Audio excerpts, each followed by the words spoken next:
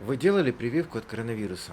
Нет, прививку от коронавируса я не делал, но в ближайшем, через полгода, так как я переболел, я обязательно сделаю прививку, чтобы потом быть спокойнее и за свою семью и окружающих, чтобы не было последствий никаких тяжелых. Я сама лично переболела коронавирусом еще в начале пандемии. Я очень тяжело перенесла и жутко даже вспоминать об этом. И в целях сохранения своего здоровья, а также здоровья своих близких и сотрудников, коллег, также окружающих, я считаю, что будет правильным, если всем привиться. Нет,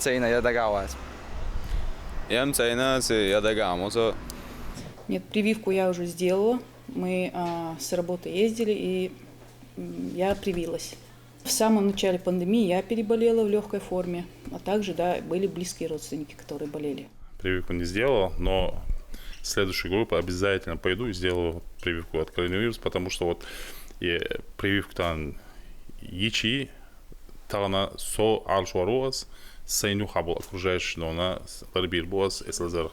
Так, из массер еза алхиет, сон дел иетам бу, вой почхосуте алшуаретна, вой нона и на васлдеш, хочу ахармасочный режим да я лавой и почбан дел рейс хулцен.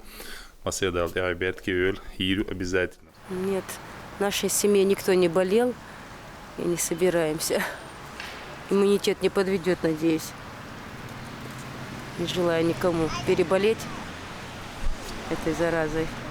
Да, я уже проходил процедуру вакцинации как раз на базе 4-й поликлиники. Мы всем коллективом пошли, и большая половина уже прошли вакцинацию.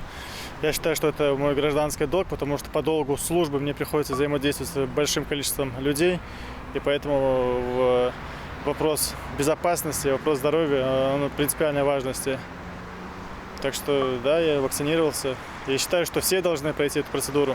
Вакцинироваться я буду, но только в том случае, если эффективность препарата и вакцины будет достаточно доказанной, я буду ей доверять.